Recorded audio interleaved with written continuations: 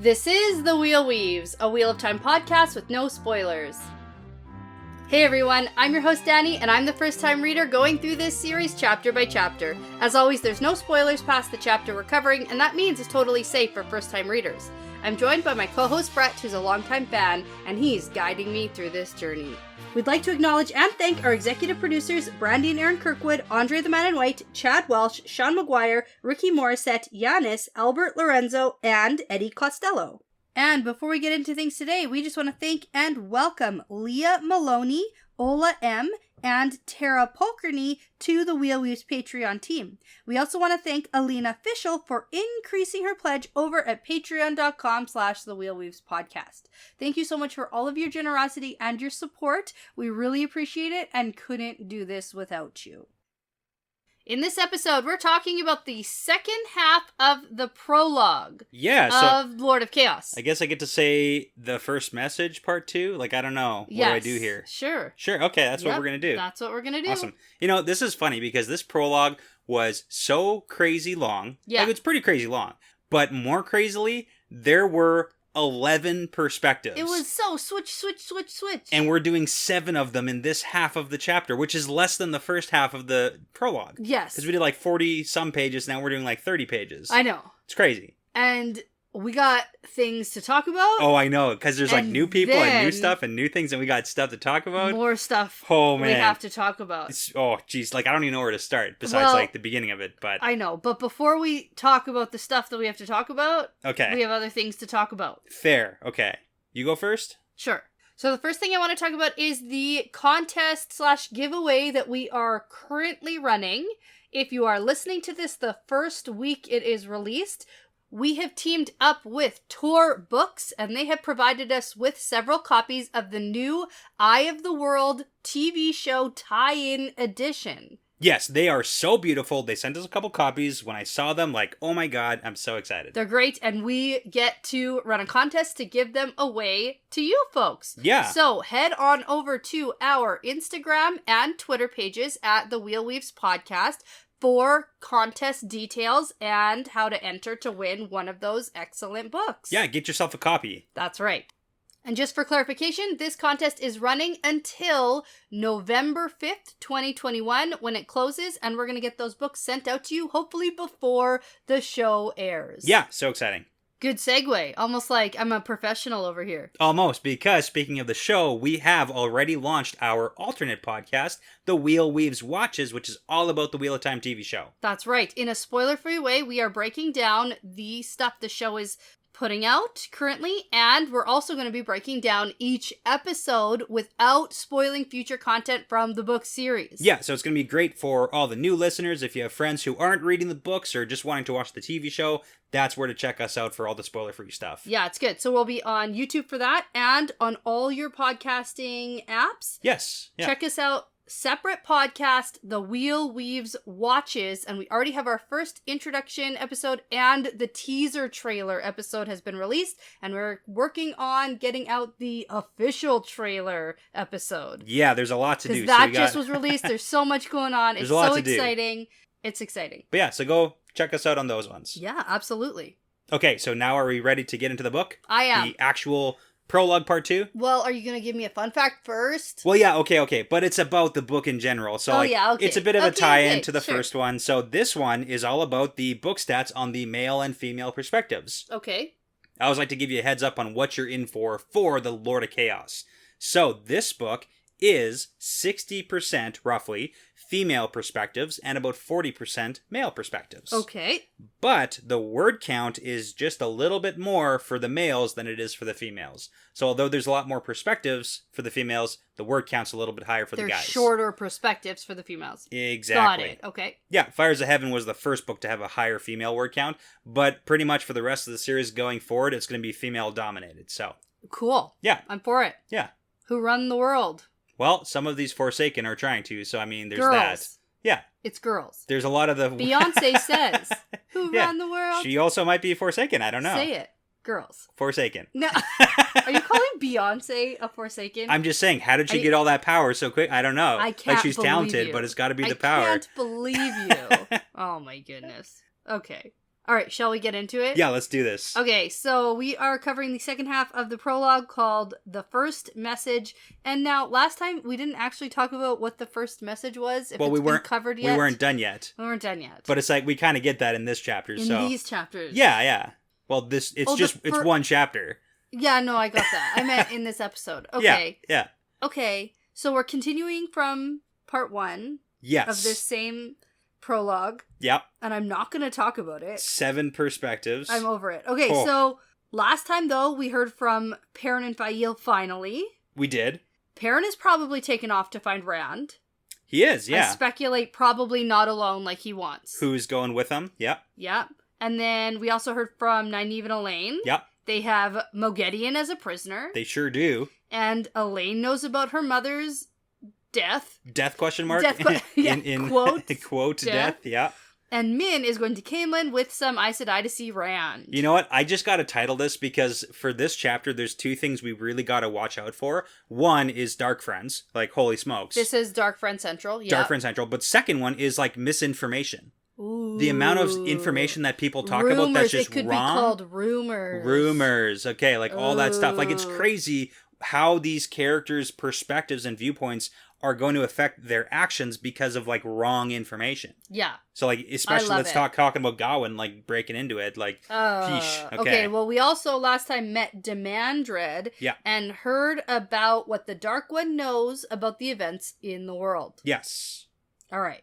So, we enter with Gawain, and the last time we saw him, I believe, was in the Shadow Rising during the insurrection of Swan. Maybe not insurrection. The coup. The coup, yeah. The coup. The coup.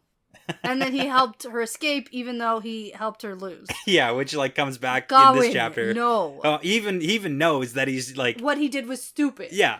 God. Which is part of it, but it's like, okay. All right, so... Where do we start? Gawain Trigand is doing rounds of his troops who are positioned on a hill. We don't know exactly how many he has or where exactly they are. Yeah. But he's got swordsmen and bowmen, plus some extra just in case he needs them. And he's hoping he won't have to fight today. Yeah. And he's made it pretty clear here that he's on some orders from the Aes Sedai from Tar Valon, and that just leads us to where he is right now. Yeah, exactly. It's kind of interesting, though, that these men are wearing cloaks that specifically show Gawain's white charging boar, like his sigil, and that kind of becomes relevant once we find out, like, shortly in a few pages here, what's actually going on. Oh yeah, Elida wants him to die. Basically, well, and again... she doesn't want, like... she doesn't want him here. Andor to be mad about his death. Yeah, but that's the thing, is, like, they're not men who are tied to the tower specifically, they're tied to Gawain. Like, very specifically, they're tied to Gawain Trikand. It's like another little band of younglings. Yeah, exactly. It's another little band. Okay. That's going on. I see what you're doing. An even littler band. A littler, worse band. Yeah. That's not a band I want to be part of. It's the B team. Yeah. The B team. Oh, man. Okay, so we get a recap about these younglings. We have Gawain is the oldest here at just over 20, probably. Yeah. I mean, that's good to know his age. It's relevant for, like, figuring stuff out. And the first of the younglings had been in the tower to learn to become a warder, and then during the coup to overthrow Swan, they faced off against their teachers and won. We already know all that. Yes. But without them, Swan might still be Amyrlin. So that's really, really important. I want to talk about this. I know we saw this, the insurrection, whatever you want to call it. I know. It also might a little bit be unreliable narrator. Okay, like, would Swan actually still be in power? Does Gawain think that he's better than he is? Well, that's what I want to talk about, because when you think about this, we know how good the warders are. Yeah. We know that, like, Hamar and all those guys who were training these kids, basically, were really friggin' good at their jobs. Yes. And to think that Gawain could go with these guys, the younglings, and, like, murder all their teachers, how is that even possible? Yeah. Doesn't really make sense. We got to see a perspective way back in, like, The Dragon Reborn with Matt facing off against Galad and Gawain. Yes. They were a little bit lesser trained, but, like, they were facing off against their teachers and winning, like, 1 in 4, 1 in 5 times or whatever. Like, they weren't better. So you also have to kind of think about the perspective of, let's say all your kids that, let's maybe not use that example as a teacher. But as a teacher, like hypothetically as a teacher, your kids all attack you, you might be more hesitant to kill them, as these warder trainers would be, than your kids might be to kill you as the trainer. Well, and that's fair too. Yeah, so maybe the warders didn't go 100% because they didn't actually want to slaughter all their students. Yeah, but I do think that if Gawain and these younglings didn't go against the Amyrlin and all these warders, then she probably still would be Amyrlin. Like we won't really know, obviously, but it's good to think about. So okay, so one of Gawain's men says, "What's the point of us even being here? This is so boring. I'm bored. There's no Aiel here. Yeah, and that's the important part. Yes, there are." I'm gonna throw a rock at that bush over there. That's where he's hiding. That Aiel-shaped bush. That's what that is. Yeah, but remember back when we first met the Aiel, they like popped out a hole out of nowhere. Yeah, yeah, it's great. And then Gawain thinks to himself about how he really doesn't even know much about the Aiel, and he's mostly just read books. Yeah, so it's not nothing. It's better than what these other people have done. Yeah. All right, and then we see that there are 3 Aiel women dressed as wise ones. Yeah. Who are approaching their little camp here. And he recognizes them as the emissaries from the Shido Aiel. Boom! I bet you were just waiting for that, too. Well, I thought you were going to say boo, because that's what I was thinking. Well, I'll say that, too, because they're boo, not gone. Shido! But Get if out you of here! think about the map, they got driven, north, and, what's north? Tar Valon from Kyrian, so, I mean, hey. I know. I knew they weren't going to just, leave. Yeah. The Shido are the worst! Here we go. Boo! Yeah. Oh, you guys suck. Get out of here. Yeah. Oh my god. Okay. So the wise ones just keep going and meet up with about 6 Aes Sedai and their warders. Yep. Gawain's annoyed that his men are super alert now that there's Aiel here because they should have been alert this whole time. Because there are Aiel here. Yeah. Yeah. But then we get the White Cloak stuff, too, because Valda, Immin Valda has left, and Gawain thinks about how it wasn't them who drove the White Cloaks off. There have been skirmishes around Tar Valon. It's not been totally quiet or anything after the tower broke and all that stuff. Sure. But he thinks that it's likely because Pedron Niall has some orders that he doesn't know about, and that's important because then we get the whole Niall stuff later on. Right. So you gotta keep it all in mind. Yeah. And then Gawain thinks about how he's super irritated by a bunch of things right now, not just the Aiel, but he's annoyed that he's being kept in the dark about what they're doing here today. Yeah. Because he was pulled aside by a Grey Aes Sedai named... Is it Coiren? Coiren, yeah. Coiren. Okay. Yeah. Elaida has been closed-mouthed about everything since she became Amyrlin, even more so than she was when she was Morgase's advisor. Yeah. I do like the insight into Gawain's thinking here, too. This is really important for Gawain as a character. We haven't seen much of him. That's true, actually. Okay. So, Gawain and the younglings have been fighting on the side of the tower, but Gawain still doesn't really like the tower or Aes Sedai. No, because of the whole stuff with his sister. Because they manipulate everyone, and Elaine's disappeared, and he's annoyed at himself for fighting to overthrow Swan. He seems conflicted about letting Swan go free, but then also, it's the whole thing. You took one side, and then you flipped immediately on that side, and then you went back to the side, and that's when he's and then now you still stay to help. And he knows why he's doing it. He says, I'm choosing to stay, in his own mind, because my mother always supported the tower, and Elaine wants to be an Aes Sedai, so turning my back on the tower would be turning my back on Elaine, but then also Egwene wants to be Aes Sedai, so I can't turn my back on them. Right? So that's another thing. And then he thinks, if I abandon the tower, it's I can't do that because it's what they would stand for, when the reality, and that's why I'm talking about, misinformation, if he went and was able to ask Elaine and Egwene, hey, which side should I be on? It's pretty obvious that it's not Elaida's side. Yeah. But he doesn't know anything. Which is fair why he's annoyed, because Elaine and Egwene have done a bad job of, explaining anything to him. Yeah, but at this point, how could they? Even beforehand, they were super close. Elaine told this guy nothing about where she was going or whose side she was Well, yeah, they were told not to tell anybody, and at that point, they didn't know who they could trust. I'm just trying to dig a little bit, get him a little bit out of the hole he's dug for himself. No, this is all his own fault. Remember how I said I liked Gawain less than I liked Elaida? Yeah, still stands. Oh, okay. At least, does it help that he knows that they're flimsy reasons? Like he... No, that's worse. That makes it worse, okay. It would be better if he was like, I stand by my reasons. Like, Elida, like, all the things she does are really bad and shitty. But, like, man, she is confident. She is confident in her own decisions. Yeah. She likes what she's done. She has reasons for doing what she's doing. And she's standing behind it. She has, like, a backbone about it all. Gawain's like, oh, I wish I didn't do that. But now there's nothing I can do. Like, it's, ugh. That was, like, perfect. That was a perfect... That's exactly what he sounds like. That is it. That's Gawain, and that's the problem. And maybe he can redeem himself for me. Okay, there's hope. He's just gotta figure stuff out. Right now, not a fan. Well, to be fair, at the end of this, let's get to the end of this then. Yeah, okay, we have so much to talk about. I know. Can't be stuck in Gawain all night. Alright, so then we find out that Gawain and the group are on their way to Cairhien. He's part of the embassy? Yeah, the embassy. Emissary? What? Yeah, the embassy that's going to meet with Rand in Cairhien. Yeah, but remember I was like, oh, that was a long time ago. They might have heard about the Andor stuff. Yeah. Because last time we talked about how the Saladar Aes Sedai are sending theirs to Caemlyn. Are going to Caemlyn, and then you were like, oh, the others are going to Cairhien. And I said, oh, maybe not anymore. You did say that. So, no, they are going. Because they're stupid. But it is interesting now that there's 9 from Saladar going to Caemlyn, and there's 6. Well, at least now they think they're going to Caemlyn, or Cairhien, but after this encounter, maybe they're going to change direction. Okay. Because the peddler has some information. No, I was saying there's the... Yeah.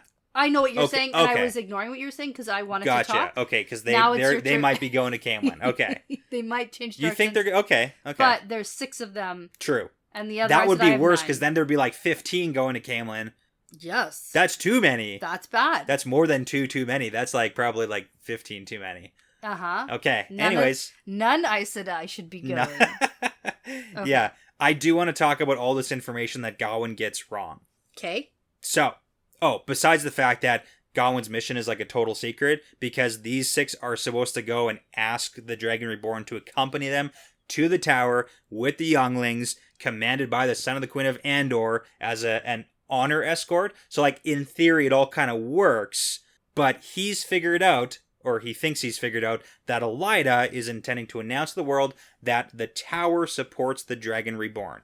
So that's the first thing, is that really what's going to actually happen? But that really shocks him, because he's like, Reds don't like men, or men channeling. Yeah. And then Rand thinks about how he used to like Rand. Yeah, but oh no, look what he's become. So he also knows that the Stone of Tyr has fallen, and he knows the prophecy stuff, because he is a royal, he knows that. And even Elida is saying the last battle's coming, but he also has heard that Rand has hung or hanged Terran High Lords and let Aiel loot the stone. And it sounds like he doesn't think that's good. Because, technically that's true, but the reason why Rand was hanging Terran High Lords... It's because they weren't listening to him. They were trying to kill him. They were also, they didn't like the fact that Rand was putting laws into place that made them accountable to their actions. You can't, do all that crazy bad stuff. Fair. And be held to the same standards as commoners. Yep. So that's why he was hanging them. But Gawain doesn't like any of that stuff. All right. Well, anyways, now it's time for a peddler to come up and be like, hey, I got some stuff to sell. Also, I got some news. Yeah, that's the important part. But he walks right past all the Aiel who are hiding in the bush, and he's like, whatever. I deal with Aiel all the time. They don't scare me. I'm just a peddler. He doesn't even think there are Aiel here. Yeah. Oh. Okay. The peddler doesn't know that there's Aiel here. He didn't see any of them. Oh, they're good. Yeah. I missed that part. Yeah, no, he doesn't even know. They're like, oh, aren't you worried about Aiel? He's like, I'm not worried about Aiel. So that's the thing. He walked right by the bush where Gawain threw the rock, and then Gawain and his men were like, oh shit, this guy might get killed by the Aiel, but there's nothing we can do about it because we're not going to start a war over this. And the peddler keeps on walking by. The Aiel don't do anything. And then that's why Gawain was like, aren't you worried about Aiel? And the peddler says, no, they're all down in Cairhien. It doesn't matter. Okay. Yeah. Okay. Besides, if there were, yeah. I could sell stuff to them. Right, yes, because they There's like Old me. Mill. Old Mill. Yeah. I was wondering what his name was. I didn't write it down. Mill Tessin. Alright, so then he's got the latest news for Gawain. Because all the Aiel are down in Cairhien. Yeah. And more importantly, the guy who calls himself Dragon has taken Andor, plus the Queen's dead. Yeah, shoot. And then Gawain grabs the man, and he's like, Queen Morgase is dead? Speak, man. And the peddler's like, oh, well, it's just what everyone's saying. I don't think so, but everyone says the dragon did Old it. Mill doesn't know. It's just what he's heard. Ah. And he talks about it in the third person. It's so funny. And then Gawain asks about the daughter heir, and the peddler says, I don't know. Some people say she's dead too, and that the dragon killed her too, but he doesn't know for sure, and Gawain is pretty stunned by all this. You gotta say it like Old Mill. Sorry. Old Mill doesn't know. Oh, yeah. He's like Old Prospector. Yeah. Go ahead. Give us a voice. No, I always do the voices around here. No. You did a perfect Gawain one, and I can't do the Old Mill impersonation, so, yeah. All right. Well, I'd be more scared of the coyotes if I was you. Yeah, that's a good one. Good one. Go. There we go. Okay. Yeah. So Gawain's like, oh my goodness, with my mother may be dead and Elaine may be dead, and he thinks about how he swore the oath to protect Elaine's life. Yeah. And he didn't. He really hasn't done his job properly. No, and before he knows it, he's climbing towards the Aes Sedai camp, and he thinks about how he will kill Rand if this is true. Which is like, okay, Gawain. Okay. Like, you think that you can kill Rand? Okay. Okay. Sure. So the only way that Gawain can kill Rand is if Rand didn't want to kill Gawain. Fair. If he was sword skill wise, do you think Rand is at the same level or above? I don't know. I mean, Rand has been training, I know. Actually, yeah, I do know. Like, Rand's unarmed better. combat and sword Rand's combat. better, and he has the maidens all around him, and besides he also the can channel. the channeling part. Yeah. So, I mean, if all that was taken away... Just wrap him up in some air and hold him there. You see, like, a one-on-one combat, maybe? Gawain could take him? No. No? Like, duel situation? I just don't think so. Okay. No. All right. So then we have a perspective change. Yeah. Same scene, different perspective within the same thing going on. All right. So Katarina. Yes. She's a red Aes Sedai, and she's part of the six that are with Gawain that are headed from Tar Valon to Cairhien. They're at the end of their meeting with the three Shido Wise Ones, and she really hates these, quote, savages. She's like super racist towards the Aiel. Oh, yeah. And the fact that they're not trembling in awe before them. Yeah, she's the worst. And their leader, Savannah, has made some deal. Yeah. Which we don't hear the full extent of. No, we don't. And I go, Savannah, what are you doing here? There's some really big, important information. She's an opportunist. Okay, I gotta say, because there's a couple callbacks we gotta do from TSR. Okay. Because she was the one at the Golden Bowl who was with Couladin, if you remember all that stuff. And at the beginning, when we first got introduced to her, she was demanding something as her right and saying something, allow him to speak. That was like, allow Couladin to speak. And until a new chief is chosen, Savannah stands for Suladric and the Shido. Right, because she was married to Suladric. Yes. Who died. And then that's why Muradin, Couladin's brother, went into Ruidian and then died same time Rand went in there. That's right. And then apparently she also married Couladin, who is now also dead. But she's like the important part. She's the stand-in like clan chief. Yeah, for and she's like the Shido. Honorary wise one, which we get in a minute. Which is like not even actually a wise one. But I mean, is she though? That's the question. No, she is not. Well, to other wise ones, she might be in title. Oh, okay, but like not in like not very wise. Yeah, okay. So. It's good. We got to talk about that when we get there, so. Okay. But let's talk about what she says, because we do get a tail end of this deal. Yeah, she says, I want to see him and have him see me when he is defeated. Talking about Rand, right? Well, you tell me. Are they talking about Rand? Yeah. Yeah, because later it's like, I want to see Rand. Okay, yeah. Oh, okay. yeah, just want to make sure it's clear in your mind first. Yeah, okay. Yeah, it's totally Rand, because she hates him, because it's like, all that stuff. Okay, and she says... Only with that will your tower be allied with the Shido. So that's bad. And then Katarina thinks, no, that's not how any of this works. Yeah. You can't be allied with the tower, idiot. No one's allied with the tower. But this is really bad, though, because now Savannah is talking with the Aes Sedai embassy that's headed to Cairhien to deal with Rand about what's going to happen when he's defeated. Yeah. Okay. Those aren't the words that you use when you're sending an embassy to be like, Come with us. Because you have a place of honor. Yeah. Okay. Like, that's not the right wording. No, that's bad wording. Bad. That's bad wording. Okay. So now, Corinne escorts the Aiel women out, and we get some more, like, Aes Sedai names and stuff. Yep. Doesn't matter right now. Not really. And Katerina sees Gawain down below staring off into the distance. Yes, which is probably when he's contemplating life. Right before he heads off to see them, I guess? Or he's gone up to see them and now he's, like, waiting? Yeah, it doesn't look like he went all the way up, obviously, to go talk to them. Whatever. But... yeah. All right. So she definitely hates Gawain and these, quote, children who were only here to get them away from Tarvalin because Elida and the Hall don't like having them around. They don't follow the rules. They're Gawain's men, not tower guards. Maybe the Shida would be able to, quote, eliminate the problem so his death won't cause problems with Andor. Yeah, we do got to talk about the truthiness of this, though. Yeah. Because we do find out really, like, right now, that there's a lot of Black Aja here. Mm-hmm. They're dark friends. Right. Is this actually, like, a thing? Shoot. Because Elida isn't. Is definitely not. But Alviarin, the keeper, like, her assistant to the Amyrlin. She's definitely surrounded by everyone who wants Rand either dead or brought to the Dark One. Like, this is the best part about Lord of Chaos here, is because at the very beginning, we are getting into the nitty-gritty of, oh man, there's Dark Friends in Black Aja. Oh, it's so chaotic. A long time ago, I asked you, like, how many Black Aja are there? Yeah, and it's like, right now, we're seeing at least a few. A few. In some pretty high places. Yeah, which makes sense, because they do want lots of power. True. And they're very, like, manipulative and, like, hurt people to get to the top, and... yeah. It makes sense. It does make sense.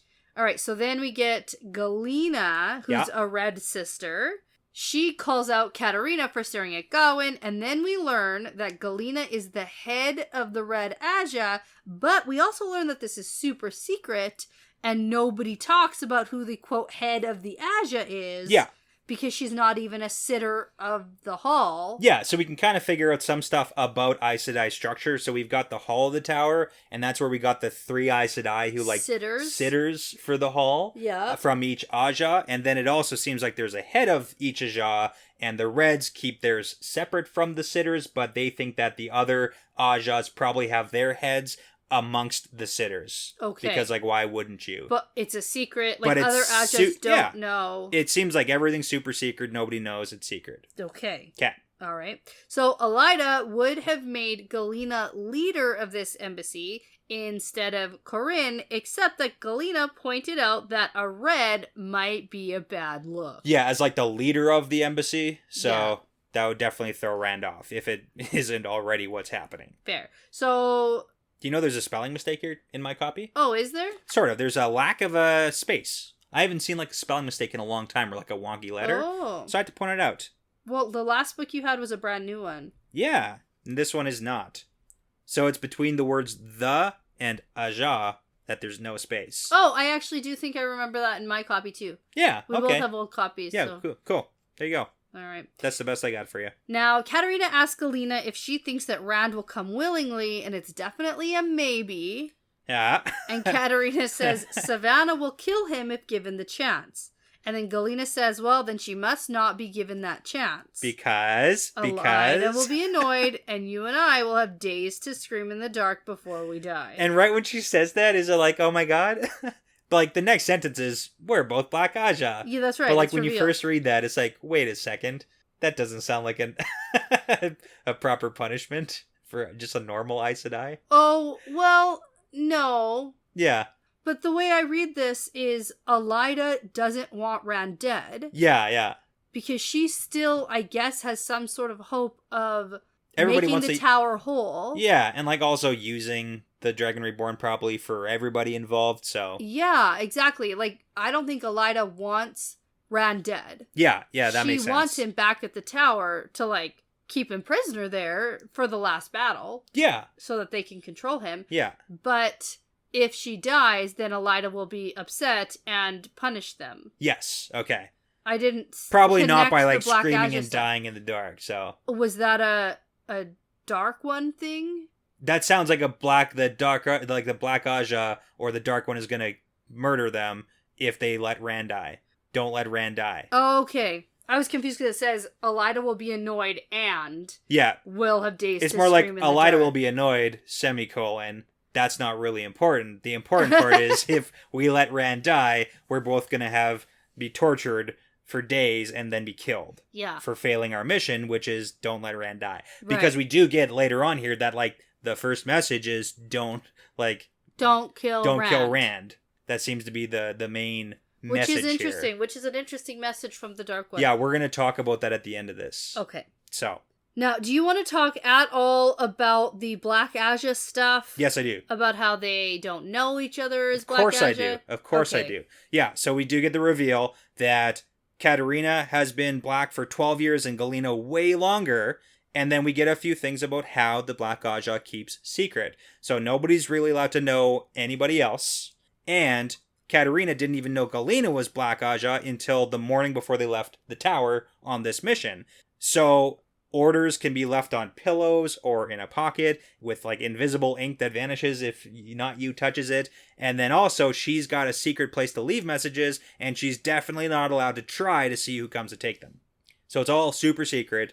But the really important part is Galena, the head of the Red Aja, is Black Aja. Is Black Aja, and we don't know how long you are head of an Aja for, but, like, probably a long time. That's a bad thing. That's, like, super bad. Yeah. That's so bad. That's not good. But, like, we all hate the Reds anyway. Yeah. They're written like we're supposed to hate them. But, like, come on. That's like huge implications for the Aja who hunts down, like, false dragons is Black Aja. Yeah. That's all very bad. Okay. I see it. Yeah. But anyways, that's the super secret stuff, and that's all we know for now. Okay. And then we get a perspective change. We do. Same scene, different perspective. Sort of. More like a continuation of the scene. Yeah, that's what I've meant. It's like the same area, same thing that's going on, so. Yeah. Okay, so this is Savannah's perspective. The Wise Ones are leaving the meeting with the Aes Sedai, and one of the Wise Ones named... Thurava. Turava? Is it Turava? I don't know. I've always said Thurava. Okay. Okay. Whatever you want. Yeah. I didn't note it, so okay. I don't care. So she says... They show neither respect nor honor. And yeah. Savannah agrees, but it doesn't matter because of the agreed deal. Yeah, that's what she cares about. Yeah, so the third Wise One doesn't seem too happy to be involved in any of this. Yes, and that's why there's a whole hypothetical, is she actually a Wise One situation. Right, and also, like, we're supposed to have served the Aes Sedai. Yeah, like that, and she would know that. Savannah would know that had she gone to Ruidian, but she has not. So how wise can she be if she has never even been to Ruidian? Plus, we find out right now that she didn't even serve an apprenticeship, which is why the third Wise One, whose name is Desane, why she spoke against Savannah being chosen as a Wise One, but Savannah had enough supporters to basically get into that position. Mostly because the Shadows suck and have no honor. Yeah, and Savannah's just, like, taking control. Sure she is. You know, it's that confidence thing. She should probably be a Dark Friend. Anyways, and then, well, I mean, that's a good question. Like, is she, number one, because she's super power hungry. Yeah. And that, like, fits the bill. But then secondly, she also totally wants to, like, get rid of Desane. Mm-hmm. She's not good. If she's not a Dark Friend, she's not, like, a... Yeah. A good person. Friend. Yeah. Like, yeah. She's not great. Yeah.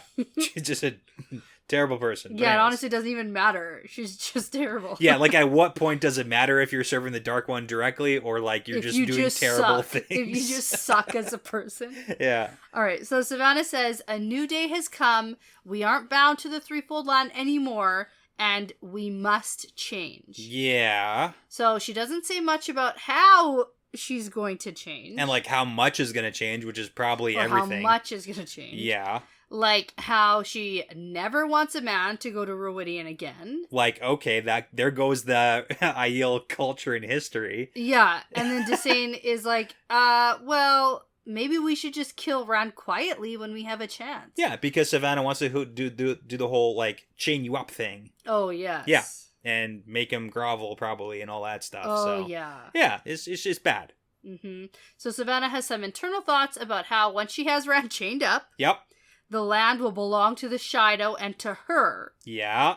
Oh, and then this is good. Also, yes. Very quick side note. Side note. Some strange wetlander man found her in the mountains and gave her a small cube of some hard stone. and told her what to do with it with the aid of a channeler wise one once she has Rand in her hands. Yeah, so she's got a magical box cube that does something, probably to Rand. Definitely Angriel. Oh, Terangriel? No, Angriel. Why would it be an Angriel? An Angriel just, like, Because amplifies the power of a channeler. Yeah. Okay. Not a Terangriel, which would, like, do something, have an effect? Oh, maybe. Because, like, I was thinking Angriel because if you have the channeler wise one, you could tell them to do something and then they'll be more powerful. To, like, basically go up against Rand? Yeah. Because that's the whole thing, is, like, an Angriel, sure, but would that be enough to, like, what? Yeah, I don't know. Like, put a shield up on Rand? Or what's really happening here? Yeah, I guess. Okay, Terangriel, you're right. Yeah, I'm thinking... I know you're right. It's just described as, like, a magical, intricate little carved box cube that a strange man gave me to use it once I find Rand. Yeah, okay. It's like, come on, it's got to do something cool. All right, now are you ready to play the game? Yeah. Who's that man? Who's that man? Who is it? That's my game show music. I love it. It's Pat and Fane. What? What do you mean, what? Walk me through the process. Okay. Oh, strange little wetlander man who I love just, it. like, That's has good. something that's going to help destroy Rand? Yeah. From probably the depths of the White Tower. I mean, he was in there for a while. There. Okay. No, I love that. I love it. Of course. You just got to justify your answers. You know what that means? I was wrong and he's not in Camelin. Okay. And I was wrong about Desmodium, which I knew Pat and Fane really couldn't be right.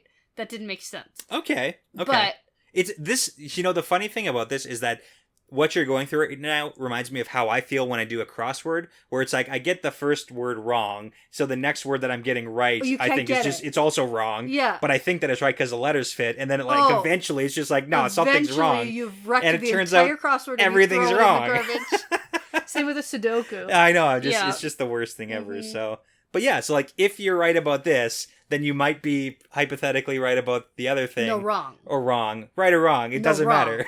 Because there's no way this guy's meeting the Shadow in the mountains, like coming down from Tarvalin. Yeah. Although, how long has it even been? Oh my god, I don't even know. I've lost track.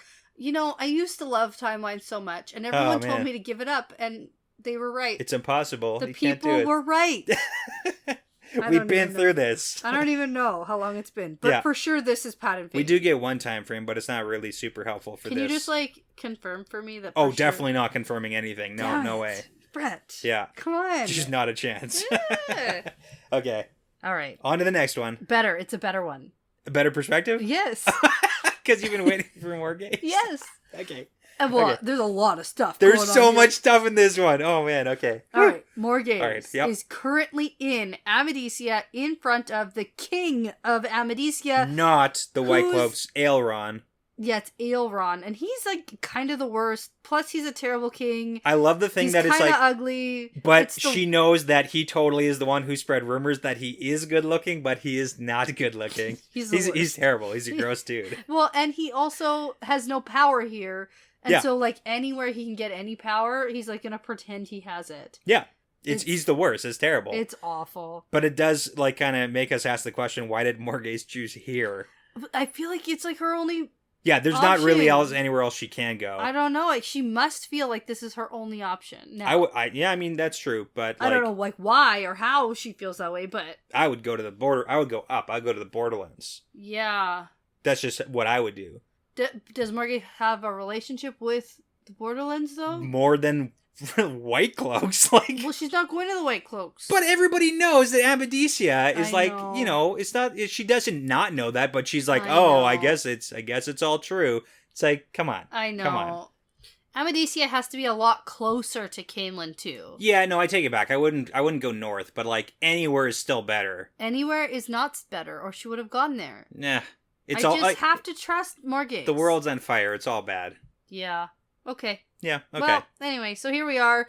Morgaze is trying to get the king to give assistance for her to reclaim the throne, and she's doing what she must and saying what she must, and considering that she, literally has no one else, nothing else to her name right now. Yeah, she doesn't have anything except for her name and, the fact that she used to be the queen. Yeah, so this is all we got. This is what she has. I would just go off to live with Talonvor in the countryside.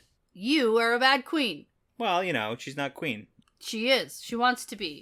That's the point. It's like she's not really She queen. doesn't just have herself to think about. She So- also has her heir and her country, and Yeah, I mean, there's a lot of things here. there's a lot of things here. Okay. You're the worst. You Okay. also can't run a I, country. no, you just I knew give that. up at the first sign of danger. I knew I would get that taken away from me at some point. You're telling me I could go live in the countryside and drink wine all day? Yeah. Ah. All right. So then some guards come with a message for the king, and he goes off.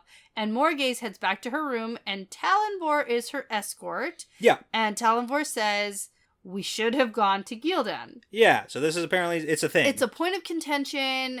She also says that, like, there's a bunch of riots there. Like, she kind of knows. She and does has know the heard prophet and stuff, yeah. about all that stuff. That's and true. so he's like, yeah, but it would have been better than this. And then she's pissed off because he's not treating her like a queen. Yeah, this next power move does not go so well. No. And she's like, I'm your queen. Get on your knees. Yeah. And he's like, No. no. And she is shocked. Can't believe it. I can't believe it. But he's got a good point, because he's like, okay, I'm not going to abandon you, but, like, I'll be your loyal subject again when you're actually the queen again, and Yeah. you can take off my head then if you need to, but, like, until then, not happening. Not happening. We shouldn't be here. You know, he's super pissed that she abandoned everyone and did a terrible job as queen, all because of her love affair with Gabriel. Yeah, Like, which... he can't understand it. Well, she He's doesn't like- understand he's it. like, Yeah. you did a bad job, and I don't like that. Yeah. And it's, I do feel for Morgaze because she was literally compelled. Yeah, like, she none of this thinks is to actually her herself fault. That she could swear Gabriel used the power on her. Yes, but obviously that's impossible. So Impossible. But it's such a hard thing, because you do want to be frustrated with her,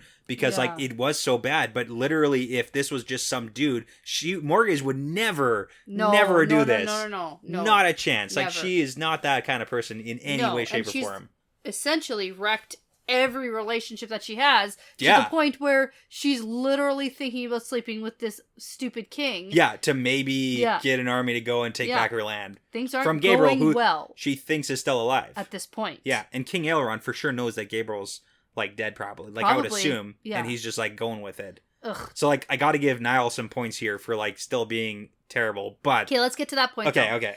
So Morgaze gets back to her apartment and she slams the door in Talonvor's face, and it's like just Linny and Brienne. Yeah, Brienne is actually a noble from Cairhien, that after the Cairhien riots, she came to Camelin and then, like, found Lamgwain. We don't really know their history, but we Right. did get that little point that she's, like, a Cairhien and noblewoman who, like, defected and, like, left. But she also wants it to be clear that Morgaze is not her queen. Yeah, she's like, no, I'm here because of Lamgwain, not because Right. of you. Yeah, So, but Linny is here, and she asks Morgaze how the meeting went today, because apparently there have already been a few. And Morgaze says, well, in a day or two, she thinks she can get a pledge from him. He's finally agreed that they do need outside forces to retake Camelin. yeah, this is all just like, it's never going to happen, never gonna happen. though. Never going to happen. So Morgaze is using Brienne as her maid, and then that's when we get this whole conversation. Brienne doesn't like being used as a maid, and Morgaze is doing a bad job of, like, I feel like this is not her best look either. None of this is good, but I do have to stand up for her because But she's holding onto this power dynamic that she doesn't have. but she's just so frustrated and in over her head, and this whole situation sucks, and she's not coping very well. She's not coping well. No, I get that. So I can't say that I would do any better in this situation. I'd probably do worse. I wouldn't do better in basically any of these situations ever. They're all doing much better than I would. Yeah, every character actually. Yeah, all of them. But anyway, Pretty sure even Basil Gill's doing better than I ever Basil would. Gill's doing great. He's a fantastic guy. He's doing great, Yeah. great. All right, so now in the middle of this conversation, the door busts open, and in walks Pedro Niall. Yeah, okay, here And we he go. introduces himself and is like, don't worry, I'm not going to arrest you. Yeah, this is... And Morgaze is like, on what charge? What do you mean you're not going to arrest me? I can't channel. You can't just arrest me. Yeah, that was a And he's mistake like, too. Tower trained. Yeah, forbidden. Forbidden. I could, but I just came here to talk. No prohibidado. Right. Legal and not allowed. So Morgaze is like, okay, listen, what happened to my men outside? And I was like, they're uninjured. And then he launches into a speech about how King Aileron won't give her what she wants because she's beautiful and he's disgusting. Yep.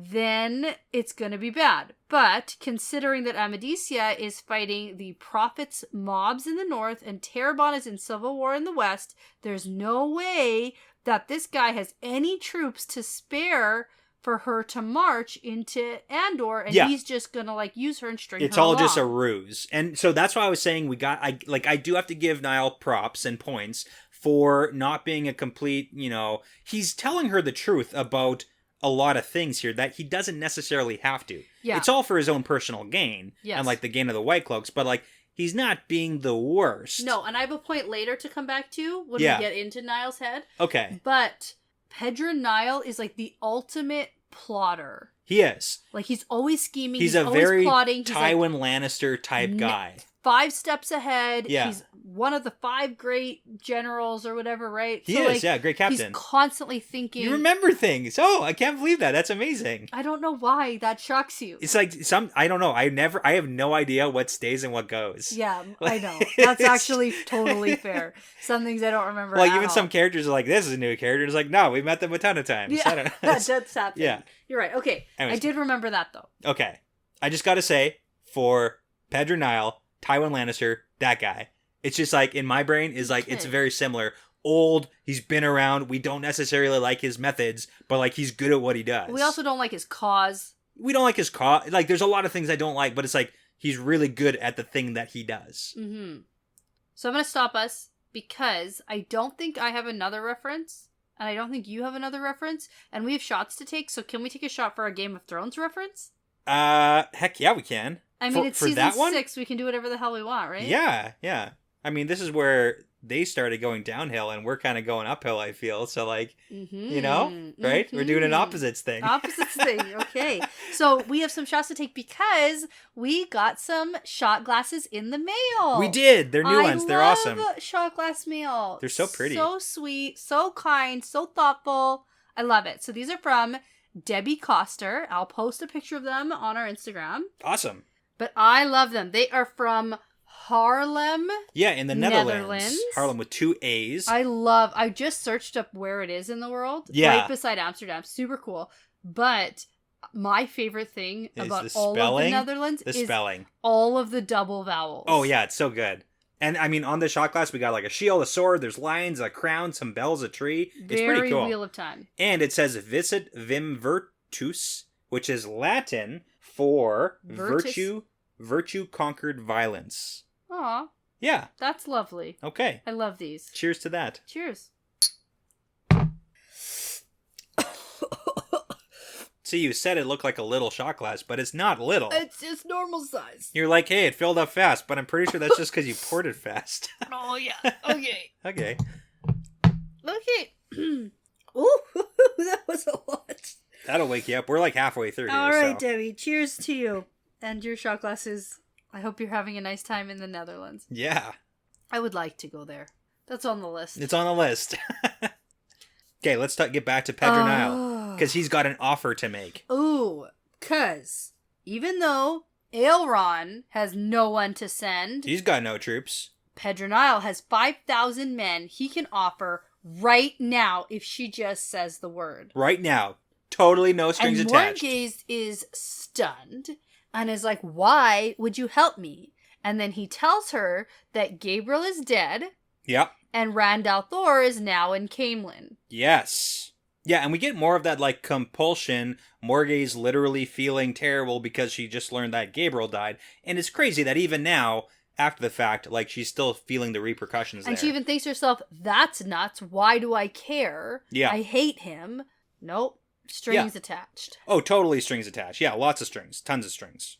So now Morgaze considers the news and how this changes things, and she asks Niall why he calls Rand the false dragon. Yeah, like considering the fact that the Stone of Tyr has fallen, and the High Lords of Tyr have acknowledged him as the Dragon Reborn, and then we get a whole bunch of conspiracies, and again, misinformation as the topic of this. I love this because it's really powerful. He legit believes everything he's saying. He does, but that's the issue, is there's some truth behind what he's saying, and it also kind of makes logical sense. Like, his theories here aren't that crazy. Yeah. They're not wild Especially, theories. yeah, considering he doesn't want to believe. And considering his other beliefs, like, they fall in line with what makes sense in his worldview. Yeah. Like, obviously, there's a lot of things that are wrong on everybody's pages, but... So here we go. Everywhere Rand appears, there's Aes Sedai, so they do his channeling for him. And that kind of makes sense, because if you were going to have a puppet for the tower, that's a thing that could happen. It'd be super easy to fake a guy channeling, because people don't... Non-channelers can't tell. Yeah. Right? So then there's also, he says, there's evidence that the tower set up Logain as a false dragon, but he got out of hand, so they had to finish him off. Yeah. Which, again, we know there's been some, like, sneaky stuff going on with false dragons. We've heard those kind of rumors Right, so before. there is some truth in there, probably. Yeah. Plus, the whole Taim thing we know, and the Black Aja is totally involved in that. Yeah, because we do get a false dragon history lesson. We do. We've gotten those a few times in the past, and there's definitely some truth behind that. Mm-hmm. So, and then for the High Lords, like, you know, being on the side of Rand... You know, Rand hung or hanged. I don't know which one it is. Like, it's hanged. It's hanged? Okay, yes. I always say hung, but it's hanged. Okay. He hanged a bunch of them before the rest of them caved, and then he let the Aya loot the stone, plus all of Cairhien. And again, that makes sense too, where if you just hang a bunch of High Lords, the rest are going to follow eventually. And these next two are really good because, number one, with the new ruler in Cairhien thing, sure, he's going to pick a ruler, but he's the only actual power here. Yep. And then the same thing for Caemlyn, because there's mention of Lady Dylan, which is a name Some cousin or something? Yeah, it's like the next in line after Elaine dies. So, like, there is truth to that she would be next in line. But also, he's heard that Rand sat on the Lion Throne, but since it was probably too small because it's made for women, he put it up as a trophy and replaced it with his own in, like, Morgase's own Grand Hall. So, like, oh my god, gasp. But we saw that happen. Except he just continued to sit in the tiny throne. No. Oh, did he bring in one? No, he got a different chair because he didn't. He didn't want to. He didn't want to sit in the. He wanted to be respectful of the fact that that's not his position. He's like, this isn't. I'm holding the throne for who actually belongs here, and then the people there made him a fancy throne or whatever. But like that was a respectful thing. Yeah. Okay. So like, there's truth to it, but it's not totally right. Right. And then Rand is holding Andor with a bunch of Borderland ruffians, which is Bashir's men. Yes. So it's like, that's also true, but also it's also wrong because they're not like from the tower. Ah, okay. So like, that's why Niall, it's like the truthiness, it's close, but it's not quite there. Truthiness. Yeah, that's a Colbert thing, so. All right. So now at this point, Morgase needs to sort of let this all sink in. And she thinks about how she hopes Elaine is safe in the tower, even though it was just a short while ago she was wanting Elaine to come home from the tower. Yeah. So it's a little bit contradictory for her. She also thinks about, like, what's happened to Elaine, because she doesn't know for sure. And Morgase tells Niall that she needs time to consider all of this. And so Niall's like, yeah, sure, I'll come back in a day or two. And in the meantime, I'm worried about your safety, because, like, I could just walk in here. Yeah. And that's not good. So I'm going to go ahead and put some white cloaks on guard here. Totally with Elrond's consent. So, like, don't worry. But again, come on. They're not guards for safety. They're to make sure she doesn't, like, escape. Well, and I mean, like, who lets freaking Pater in 3 seconds later? Well, I mean, he was a servant. It was a good ploy. Uh-huh. But I mean, hey, Dark Friend's in the rank. Dark Friend alert! Uh-oh. There we go. Alright. So after Niall leaves, Lamguin, Mastergill, and Talonvor all come in to see what happened, and Morgase just goes off on Talonvor for not protecting her. Yeah. And then Talonvor storms off, and then Mastergill's like, well, there were 30 white cloaks, and they clubbed him on the head. Yeah, so like the whole thing about Pedro Niall also thinking, oh, I didn't lie at all. You also said that the men were uninjured, but you also clubbed Talonvor in the head with the hilt of a sword. Like, that's gonna hurt. That's a lie. Yeah. He's injured. Yeah. Ouch. That really hurt. All right, so Linny sort of calls out Morgase for being a butthead. She does it quietly, though. Yeah. Yeah. And Morgase is like, all right, go tell Talonvor to come back and see me so I can apologize. And then Brienne is like, the only way to apologize to a man is to Trip him in a forest or something, in a garden? In the garden. It's like, No. Take him to a secluded area of the garden. She's talking about, like, apologize to a man by, like, doing him. Do it with him in the garden. Yeah, that's what I thought. And that's why she gets really mad. Yeah, that makes sense. Okay. She flips out and throws a cup at Brianna and screams at everyone to get out! Okay, do we have to discuss Morgaze's treatment of people here? No. Like, she is just all over the place. We just talked about how she's not coping well. Okay, that's what we're gonna write it off as. That's what we're going with. Okay. This is all a lot for her. Okay. This is a lot. That's fine. Okay, let's get to the next part here. Okay. Yeah, because, everybody leaves. Everybody leaves. Morgaze is alone, and then she thinks about what Niall said and what he can do versus what Aileron could do, and it's nothing. And what this will mean for Andor. She accepts White Cloak help. Which, I mean, that is a legitimate thing, because she could, and then they might be able to take back Caemlyn. But and then, the long game, she might be able to root at the White Cloaks, but, like, that's a big, long, bloody issue. So. Yeah, goodness. Okay, so then there's a quiet knock at the door. She says come in and hopes it's Talonvor, but it's not. No, it's someone better. A young man with a tray, and she's not really paying very much attention, and he's like, "May I speak, my queen?" And Morgaze is shocked because of the Andoran accent, and then he introduces himself as Pater from Market Sharan. I don't want to say this is my favorite part of the book, because it's not, guy. But it's so funny. How about fuck this guy? Yeah, but did you notice what he looks like? Morgaze, as soon as he walks in, she's like, oh, that guy looks like he's got a broken nose. Because Ren punched him in the face and broke his stupid nose. This guy's climbing the Dark Friend ladder. Is he, though? Is he? Yeah. Well, he's like getting here in front of Morgaze. Okay. That's a big deal. Oh, so you don't trust his escape plan with his uncle, whatever, Jam? Uncle Jen? Oh, man. It's so funny. Oh my god. This was a moment I had to put the book down and just stare off. You're kidding me? We're taking a character from book one. And the only reason I even knew his name. Yeah. Is because of the big deal we made about what a terrible dark friend this guy was. Why do you think I made a big deal about how terrible Pater was? He's terrible. You gotta remember him. He's the worst, and it's hilarious. And here he is. You think that none of those other dark friends we met along the way are going to come back in another 7 books? Well, we didn't get their names, though. Oh, that's true. And we didn't get how terrible they are. Right. But Pater was the notable exception. He's the worst. Remember we talked about the levels, the hierarchy of why are you here? Yeah.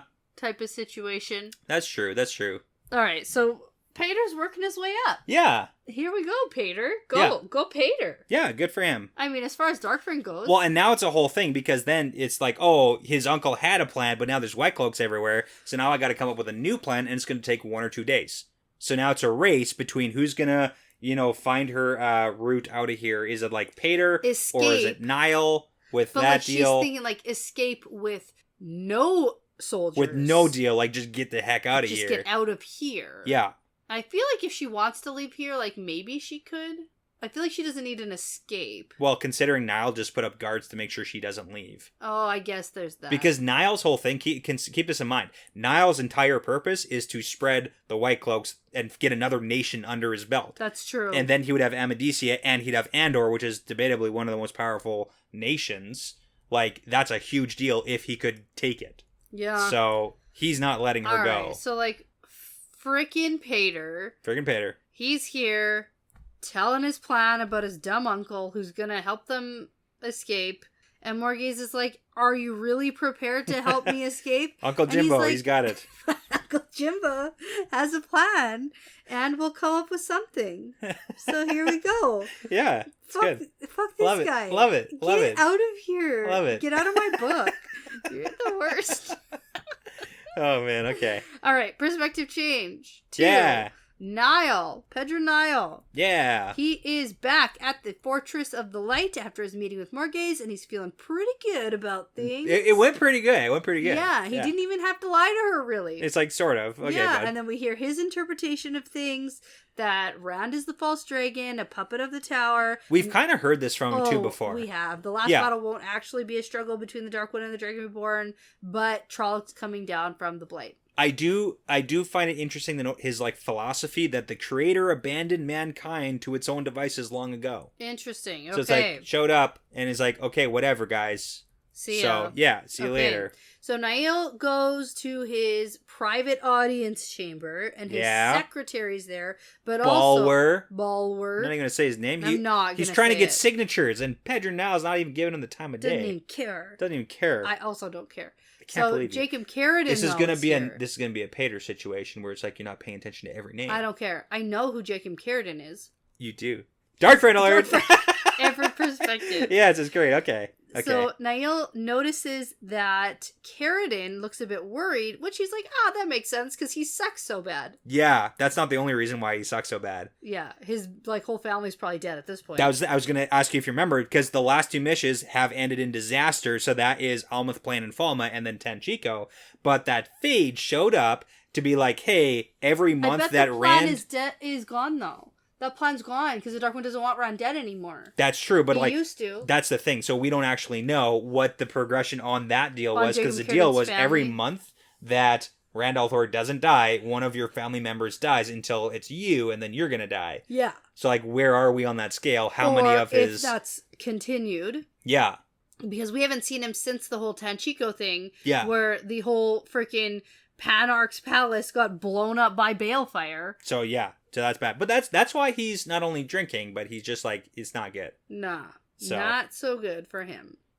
So then Niall asks Carradine, like, do you know why you're here? And he's like, well, it's because Aes Sedai are in Altara. We can wipe out half of those witches in one go. Yeah. And Niall is like, no, but did you mention this to any of your men? Yeah. Also a no. Also a no. And then Niall says, no one is going anywhere near Saladar.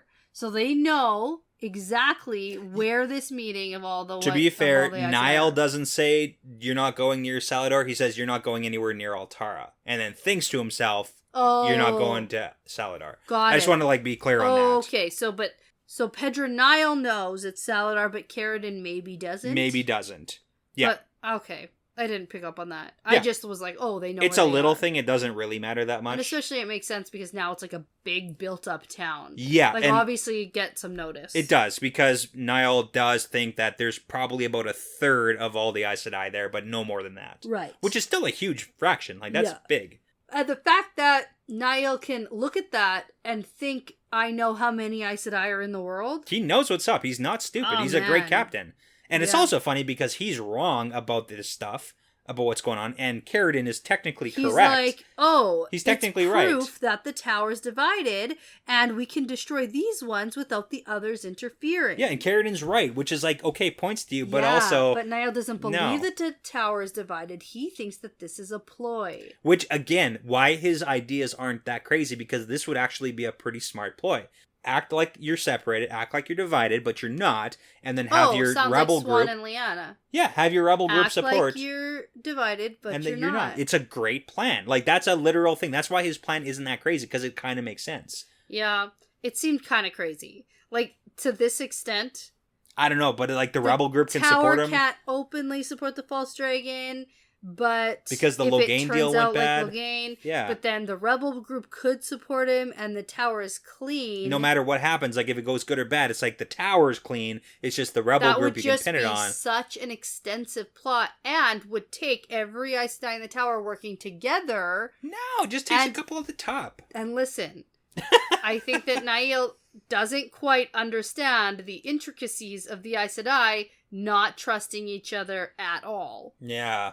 On so many different levels. That's true. Well, he also thinks that they're all dark friends. There definitely is some flaws in his logic, but it's not that.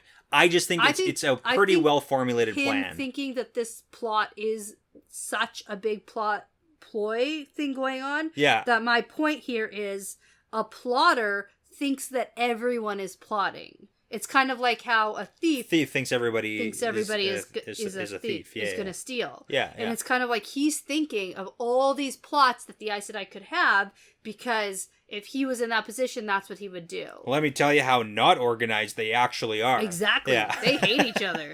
There's no way they're working together on this. But he is right about it's... No, I disagree with you. Okay. I think that he's just such a plotter that he's assuming that someone as powerful as the White Tower, or the women as powerful as the Aes Sedai, would have to be plotting. Yeah. Because if they're not, they're stupid. Yeah. In his opinion. So Nael starts telling Carradine his orders, because he is going to go to Altara, but not Saladar. And that's the important distinction yeah, there. and Niall has known about Rand since the supposed invasion of Falma, which we already knew because he had the pictures, the charcoal drawings. Yes, we did, and the whole on his Bornhall table. thing. That's when he called, like, Dane in, right? Sure, yeah. Mm-hmm. We got that, like, a long time ago, and then he, like, sent Dane. Was that the prologue of The Dragon Reborn? Because that's where we found out Carradine was a Dark Friend, and that's when we found out that... Yeah, that makes sense. Padan Fain was, like, his was Ordeath as the number 2 here. Yeah, exactly. All right. So Nael also thought he would be able to use Rand al'Thor to help unite the nations. Yeah, we did get that. So that was his plan way back when. He was like, hey, we're going to unleash the lion, let him roam around the countryside and cause him damage, and we'll, like, stir up a bunch of rumors, and then we'll put him down, and we'll be the heroes. That's right. That hasn't gone to plan. No, it has not. No, that's the point.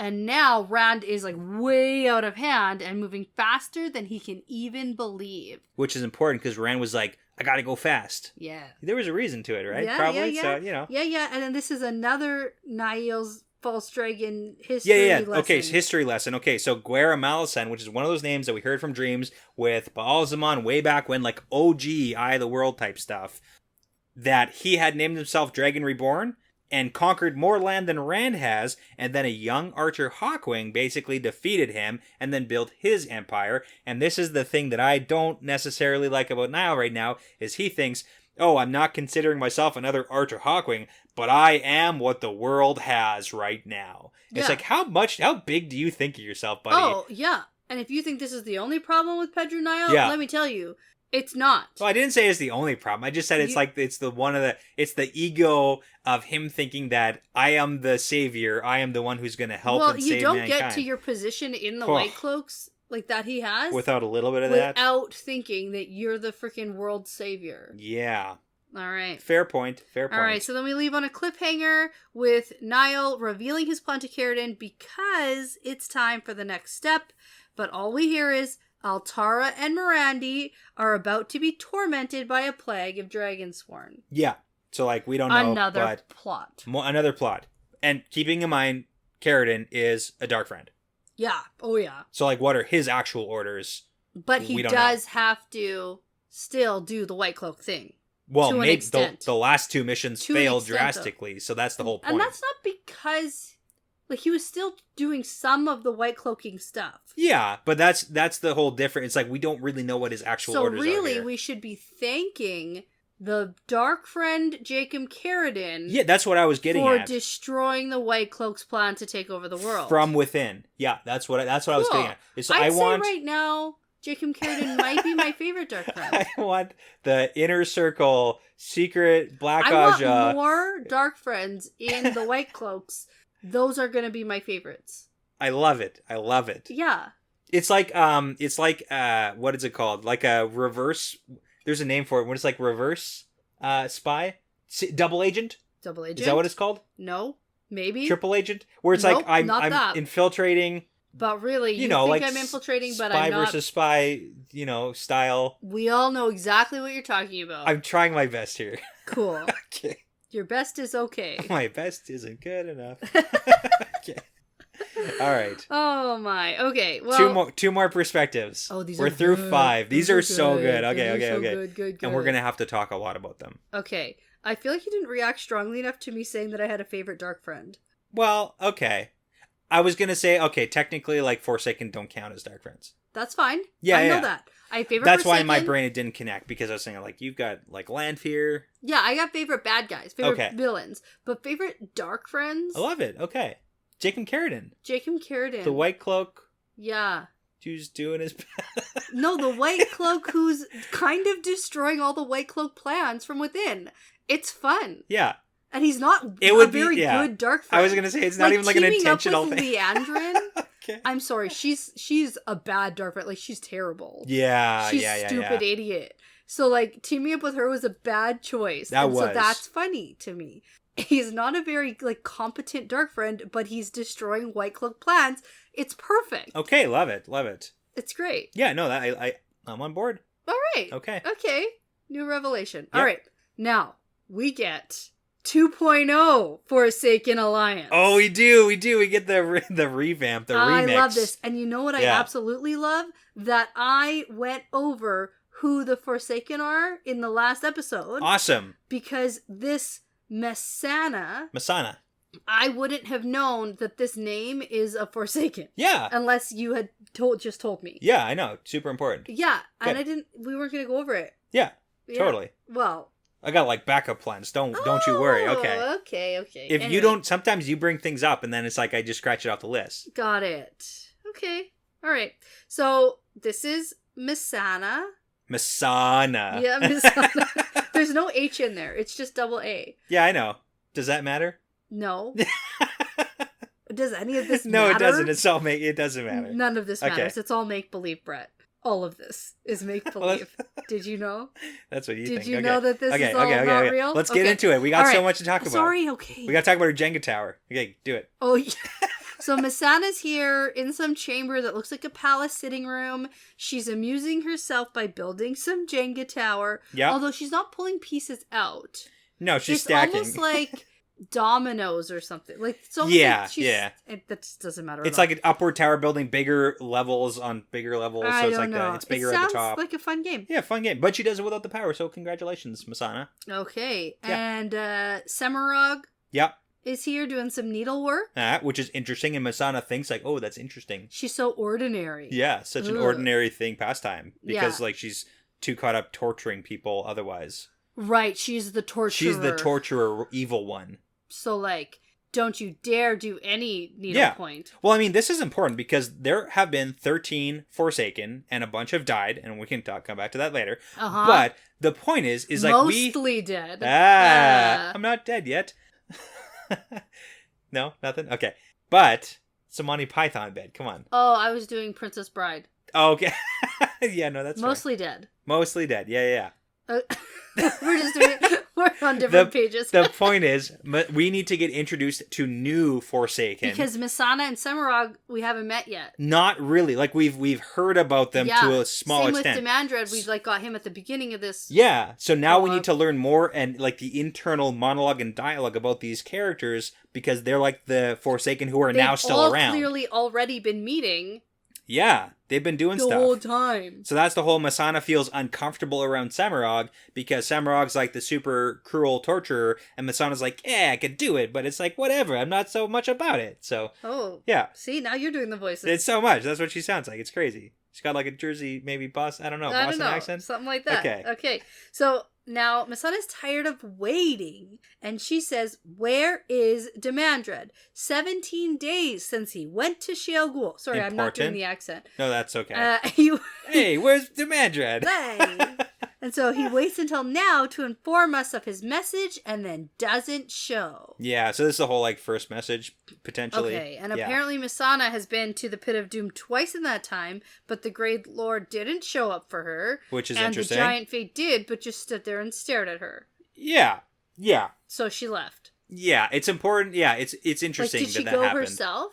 Like, she can't have been summoned there, and then nobody talks to her. I mean, possibly. Is she showing up there herself to talk to the Great Lord? And then nobody's talking to her, so she leaves? Because that's what it really seems like. Yeah, we don't get an exact answer. That's what's happening. I'm just going to go ahead and not answer. No, just say, yes, that's happening. So, the Giant Fate was there who didn't talk to her. Yeah. And then the Great Lord wasn't there and didn't talk to her. Leave a message, beep. Oh, man. No. Do you think that Shadow Haran... No. Do you think that Shadow Haran and the Dark One have like a back and forth like 90s voicemail style? Yeah. You've reached Shadow Haran. I'm the Dark One. Please leave a message. We'll call you back. Like, no? No, I don't think they have that. Oh, man, okay. Although, this Shatter Haran guy does have a bit of a sense of humor, turns out. So, maybe. Because you have more words than me. Let's record it again. Yeah. Oh man, I can't even. Okay. Okay. Back on track. Here we go. You've reached Rachel and Phoebe. That's all I was How do you thinking keep doing that? Yeah. Oh, okay. Okay. Whew, back on track. Demandred shows up. He was a big whiskey shot. Yeah, we're gonna do. It's gonna be great. We're gonna do more. Because I got a Harry Potter reference. No, you don't. No, I totally do. I forgot that I had one, but I totally do. Oh, okay. Brett, I asked if you had one. And I'm going to do it right now. Game of Thrones shot. Okay, so Demandred shows up, and then, like, the gateway. Important to note that Masana thinks that there was no warning, and there never was when a man channeled. So that's just, like, drilling into you that women don't get to feel or sense anything when a man channels. Okay. But we know that men can feel the goosebumps. Goosebumps. Yeah, when a woman does. I have an interesting thing that I haven't brought up yet. Okay. That I saw somebody post somewhere quite a while ago, so I can't give credit. Shoot, okay. I wish I could. Yeah. But there's never been an opportunity to talk about it yet. Okay. But when you're talking about a man feeling goosebumps when a woman channels, yeah, in the beginning of The Eye of the World, yeah, when Moraine is channeling to heal Tam, yeah, Rand feels goosebumps, yeah, and thinks, "Ooh, so eerie. I don't even like to think about the totally. one power." Yeah, hundo. Amazing. Yeah, I love that. Well, go back and look at the balls that Tom is juggling at the colors of them. Are they the 7 Ajas? Yeah. Oh, okay. But it's like, come on. Okay. Like, RJ was slipping in so much in Eye of the World. Like, it's stupid. Yeah, but the whole, like, Rand feeling goosebumps thing, like, very impressive. Yeah. I like that a lot. Okay, yeah, what's very, your... Very okay, good. come on. Okay, so Demandred, we get information about him. So his name was Barad Bel Madar, and then his story is about being, like, almost but not quite as good as Luz Theron Telamon, because he was born one day after LTT, and he was the one who would become the dragon, and then Demandred spent years, like, almost matching his accomplishments, but not quite, so he's a story of, like, what could have been, and this is totally, like, a Harry Potter thing, and I don't fully understand it. Are you gonna say Neville? Neville, where it's like, oh, he was born the day after, before, there you go. And it's like, it could have been him, but it wasn't, because Demandred would have been, like, the most acclaimed guy of the age, had it not been for stupid Luz Theron being the dragon. So it's like a totally Neville. He's Neville. Demandred is Neville, and Demandred hates Luz Theron because of it. So it's not exactly. Never hated Harry Potter. But it's like, it's close enough the whole, like, one day before / after. But come on, she never read fantasy. Okay, and what about the 3 Ta'Veren all born within the same week? That's also... No, I know. But this one. But, like, hey, come on. Okay. Yeah. Just rag on J.K. Rowling some more. I love it. Yeah, well. More things. I also don't technically know the lineup of when the books were published / released, so, like, maybe, but it doesn't actually matter. Like, when... Yeah. Like, would it have already been out versus when she wrote that piece of information? I don't know what book that even appeared in where we find out about Neville. Maybe Order of the Phoenix? Yeah. So, like, we find out, like, about Neville's parents and stuff, but, It's, my point is, I know your let's point. take a shot. Okay, fine. A small one. Okay. Smaller. Deal. Okay. These shot glasses are getting some use, yes. Debbie. Okay, all right. here we go. Cheers. I do that thing where I hold it in my mouth because I'm scared to swallow it. Yeah, that's bad. And then that's worse. It's worse. Yeah. Okay. All right, where are we? Demandred, not quite as good, but then he shows up. Fashionably late. Yeah. And then we get, drumroll, yep, Grendel. More fashionably late. She is super jumping alliances. Well, she had to flip-flop because... Or she's still playing both sides, it seems. What happened to the original alliance? It imploded. Yeah, well, because look at the founding members of that alliance. Ravine's gone. Ravine's dead. Like, not just like dead, like dead. And then Samael's gone a little bit off the deep end, and he's like marshalling his armies and going crazy. He's not having a good time. No. And then Mogi is having a bad time. Mogi was never part of that alliance. She spied on that alliance. She spied. She was above, and then Demandred was above Mogi spying on that or something. It was Brigida and Nynaeve. But then, but she saw the levels of them spying on the other people. Sure. But then it was Lanfear, and then also she's disappeared. Which, like, I mean, maybe. Come on. Okay. She might be back. Interesting. That was my... Okay. We'll get there. Yeah, that's what I really actually want to get to. So, and I have to be like, okay. Yeah, I know. Okay. Ooh. you? I didn't know how much you would figure out, so I'm very I don't know what you know. And you're not going to And I'm not going to help you. Yeah, I'm not confirming anything. Sometimes okay. you confirm things. Yeah. If I get it. Yeah. Okay, or if I puzzle it out or whatever. Sure. Okay. So I have to ask. Yeah, no. Let's get through this first and then. Okay. Anyway, our pal Grandal shows up. Demandred asks her if Samuel is coming, so he was invited. He was. Everybody, from what it sounds like, everybody who is potentially still alive on was invited to this party. Interesting. Yeah. Okay, everybody, house meeting. Yes, it was a house meeting. Everybody come in, and then those who don't come in don't get to hear the message. Got it. Okay. So then Grandal thinks this is very funny, and she's like, no, he doesn't trust you. He's busy marshalling his armies in Ilion. He probably doesn't even trust himself, and he's searching for some Angreal he can use. Yeah, we do hear a lot of interesting stuff here about the fact that Samuel is complaining about not having shock lances. And that's just a callback to the whole TSR, Ruidian Wayback Machine. We got to see Age of Legends. They had crazy weapons and stuff. Mm-hmm. So shock lances. I thought a shock lance was the thing that shot at Couladin. What? You know the big launcher, the spear launchers? You think that Samuel wants the big crossbow thing that was in Kyrian's walls. Yeah. And he thinks that's a shock lance. No. Never mind. That's not a shock lance. Okay. Shock lance is Age of Legends. Bazooka. Samuel wants a friggin' bazooka, Okay. and there's no bazookas anymore because Okay. it's 3,000 years later. What's the thing called that shoots the spears? Doesn't have a name. Oh. Did it have a name in Game of Thrones? The dragon killing things that were used? I thought it had a name. I don't know. Okay. I don't know what they're calling Game of Thrones, but they're not called anything now that we've heard. Okay. Oh, jeez. But that's not a shock lance. Come on. Okay. Okay. I'm learning. Okay. Sorry.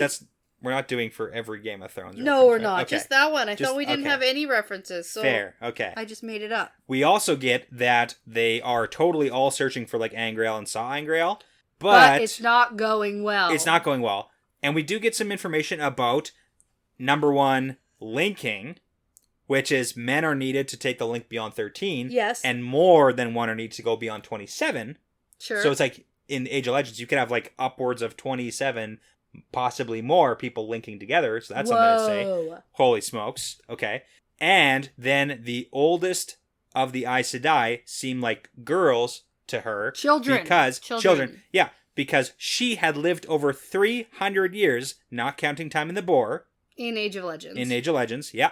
And had been considered just into her middle years at that point. Yeah, well, we saw the Aes Sedai that were traveling with the original Aiel that got to Ruidian. Yeah. As being super old. Super and we old. didn't know how much time had passed. We didn't. But it's hypothetically, hundreds and hundreds could be of hundreds of years. But we also do know that from the Ruidian visions that there was the guy in his 60-ish. He was 60s, and he was in the prime of life. So it's potentially possible that lifespans were also longer. Right, and then back I just in the day. also need to remind my dad that's what that means. It means you're in the prime of life. Prime of life. Yeah. There you go. Exactly. Yeah. So hey, that's an old age for Aes Sedai. So that kind of gives us a bit of a ballpark for what it might be for people nowadays, if it's more or less than that. So right, okay, yeah, and then just a lot of side stuff about how they can't get any Angreal or Sangreal from the tower because it's guarded. The Great Holden Tier is probably just full of useless garbage. Yeah. And there's probably more stuff in Kyrian and Ruidian, but they can't get there. I gotta say, the Forsaken are literally very, very concerned about women who can channel. Yeah. They make fun of them, but they're also I'm not going near there. I'm not going to go and try and raid the White Tower storeroom because I don't want to get caught and die. Oh, yeah. That's a legitimate concern. They act all uppity. Sure. But they're very cautious. They're in hiding for a reason. Yeah. And they're only striking when they think they can win. Exactly. Yeah. And we get reference to a stasis box. I was going to say, what's a stasis box? That's stasis box ? In my notes. It's one of those things you put a bunch of stuff from at you as a kid and then you dig a hole and you put it in there and then you dig it up years later. Time capsule. Time capsule. There you go. That's what this is? Well, that's what it sounds like because they talk about hey, unless we find a stasis box because those should have survived the breaking. Okay. Right? But they have no idea where it is because they could be under in an the ocean or under a mountain. It's it doesn't matter. The capsule, sure, maybe it lasted, but we don't know where they are. Where the heck is it? Yeah. Okay. Gotta find one of those. It's a loot box. Okay. Time capsule. Time capsule. So Grandel makes a comment about Masana being a teacher, which is a total jab at her, and it paints more of a picture of who Grandel is as and a who character. Masana is. Yeah, and so Masana was a teacher, but she turned to the dark side originally when she was denied a place somewhere. The Colum Dan, we saw that. Okay, yeah. That was the big research center that exploded. Mm-hmm. And they said that she was unsuited for research, but she could teach. So I'm confused. Did she want to be a teacher? She wanted to be a researcher at the Colum Dan. But they said, no, you have to be a teacher. You aren't fit. You're unsuited for research. You can teach, though. Okay, and she was like, damn it. And then that's why Grandel's like, you're a good teacher. And that's like... It's a shot at her because it's like, hey... Got it. Okay. So the real question here... Yeah. This is what Demandred has from the Dark One. Yeah, but importantly, the Colum Dan is what we saw. To that. Okay. Yeah, no, but this is important because this is what we saw in the Shadow Rising with, if you remember, Charn. He notices something, right? And then his eyes were fixed on the Sharome, which was the white sphere, 1,000 feet in diameter and 1,000 feet floating in the air above the blue and silver domes of the Colum Dan. And that's the thing that basically exploded because Lanfear drilled into the Dark One, as Mierin drilled into the Dark One's prison for that new power source, and then everything went bad from there. So Lanfear, it seems like, may or may not have been like a researcher or whatever she was doing in or around there. Well, she could be doing anything around there. Yeah. Yeah, no, okay, but that's where it was. That's the point, yeah. Okay, got it. All right, but now they want to know, are we to kill Rand al'Thor? Yes. And Messina mentions that Masana, is her name Masana? What's her name? You shook your head. What's her name? You said Massima. No, Messina. I just said it wrong. Okay, that's for sure. Yeah, that's Masana? wrong. Masana. Okay, it's a new name. Yeah. Okay. So she mentions, if all goes well, that in 2 or 3 months, al'Thor will be here where I can reach him safely. Yeah. And he'll be helpless. Okay, break that down. I don't know. No, that's really important. Okay. Why, in 2 to 3 months, will Rand be somewhere that Masana can reach him with him being helpless? Is this a riddle? I mean, not Should really. I know this? The next sentence is like them talking about where are you hiding out? Where's your like hidey hole? What have you taken over? Yeah. So she thinks that Rand is going to be somewhere she can get him in 2 to 3 months from now. Okay. If you don't know now, that's okay. Just like keep that plugged away. We'll come back to it. Okay. Yeah, I don't know. Okay. I don't know where his plan is or where he's going. Or like where could he get to in 2 to 3 months? Yeah. No, but it's just like we'll think about like. Is it Shanshan? Okay, why would Rand be in Shanshan in 2 to 3 months? I don't know. Okay, but you're thinking, and I like that. But like, you can pretty much get anywhere in the world in less than 3 months, right? For sure. Although, especially from Camelin. Well, he can travel too, so and like he can there's travel. That. Okay. No, I don't need an answer right now. I'm just saying, like, you got me thinking. Let's think about that. Yeah, so. I already thought it's probably that. Yeah, because Grendel's like, ooh, where's your lair? Yeah. All bad guys have a good lair. Right. So. Right. Okay, so that's what we got, I think. And then Demandred finally tells them all the message, and he says it stays within them. So yes. Samuel chooses not to come. Doesn't get to hear the message. That's what you said before. Yeah, you don't show up, you don't get the message. Okay. Yeah. The first part of the message is, let the Lord of Chaos rule. So we get it. We get the book title. There we go. So I guess it's the Dark One. I mean, we heard the Dark One say that in... Yeah, I said last episode, it's either the Dark One or it's Rand. Yeah. There's no in between. Yeah. So I mean, like, part marks. Okay. Wait, so who do you think it is? The Dark One. Okay. The Great Lord of the Dark. The Great Lord of the Dark, yeah. The Lord of Chaos. Okay, gotcha. And then he tells them the rest of the message, and we don't hear it. We don't, unfortunately. But we do get her reaction. She's either excited or afraid. Yeah. Because this plan is risky, but it could work. Ooh, who knows? Perspective change, and this is the thing I'm most excited about. I know. I understand. Excited. I understand that you're excited, but I gotta ask, why, and this is an overarching theme you have to think about for the entire book and probably the series. Why does the Dark One now want Rand to stay alive? At the beginning, it was like, kill him, don't kill him, kill him, don't. But now it's like, don't kill him. Why? What benefit is there to letting Rand live? The trope through all sort of fantasy or stories is the bad guys don't want to kill the good guys if they can turn them over to their side. Come to the dark side. Okay, so that's like the only thing I have in my mind as to why. The plan is still come to the dark side. Come to the dark side. Okay. I'm going to use you. Okay. Yeah, and whether you come to the dark side or whether we turn you to the dark side, because they can do that too. Yes, we have heard right? That's not as With good of an option. Yeah. 13, Aes Sedai or Murdral. channelers and 13 Murdral and whatever spooky ceremony or something that happens, they can turn Rand. But we do also know, like, it's better if you just, like, come on your own. Yeah, that's obvious. That's like another trope. It's like, come on your own, but don't make me make you. But, like... It's better if you do it willingly, so... All right. Okay. I think that's probably that. Okay. I'll pick that option. I honestly don't know. Yeah. Okay. So, perspective change that I'm super excited for. Okay, do it. Osangar. Osangar. Osangar. This is a very confusing perspective. Yes, it is. Although I have to tell you, I know it's written to be a little bit confusing, but I feel like I got it right away. Like, I've been way more confused before. Okay. Like, I might be, I get it. Yeah, oh yeah. The entire book, you mean? Yeah. Or just like the Eye of the World segment where they're at the Eye of the World. Totally. Because that also. Yes to both. Yeah, all of it. Okay. This, I feel like I got, and now I'm second guessing myself because you so just said confident. that you're super confident, so that probably means like, that you're wrong.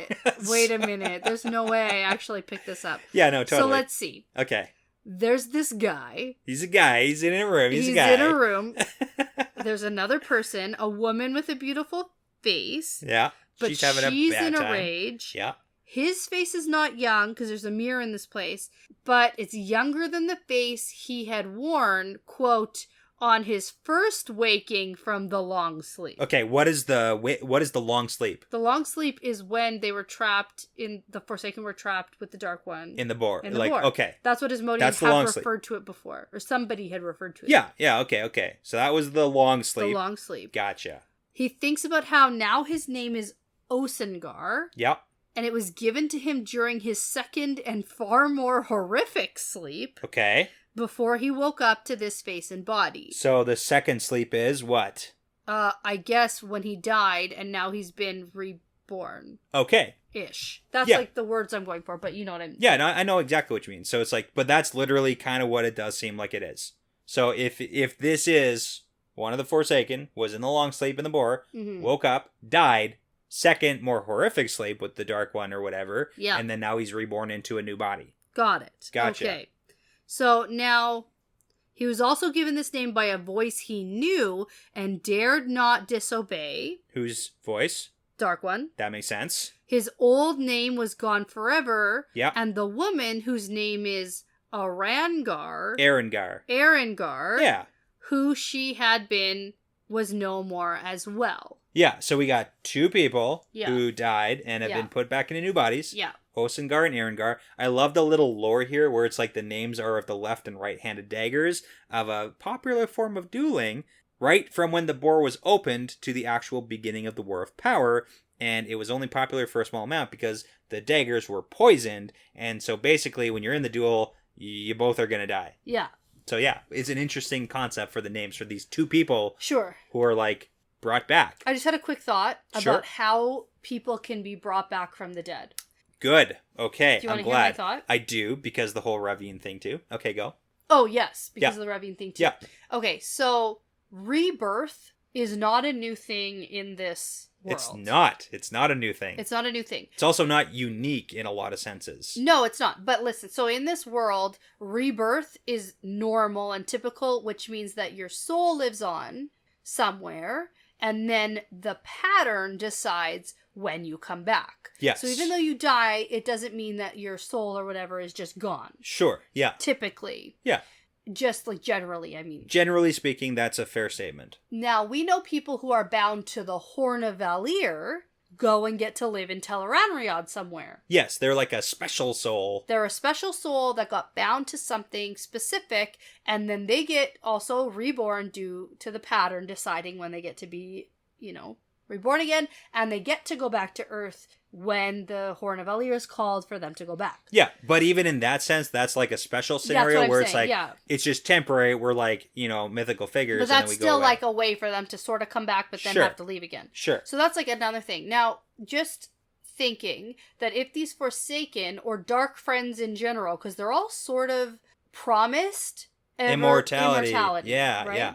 And it's kind of wonky what that actually means. It's very loosely defined. Loosey-goosey, some may say. Yeah. So, that's the technical term. Yeah. Loosey-goosey. So they're somehow bound, their souls are bound in some way to the Dark One. Okay. Which means that when they die, their souls are brought somewhere. Whether it's Teleran Riyadh in like a certain... Yep. In like a locked room in Teleran Riyadh. Sure, I get it. Or something. They're in some way, shape, or form, because we do know that there's like Dark Friend oaths. And the Dark One can decide if they're gonna... Exactly. So the Dark One's gonna decide if he's gonna bring them back. Yeah, like or not, because he totally doesn't do that for a lot of people, Clearly too. not. Yeah. Well, like Howell Gold, for example. Good reference. He was like, get out of here. Burned him to a That crisp. guy, not coming back, probably. He thought he was gone. Yeah.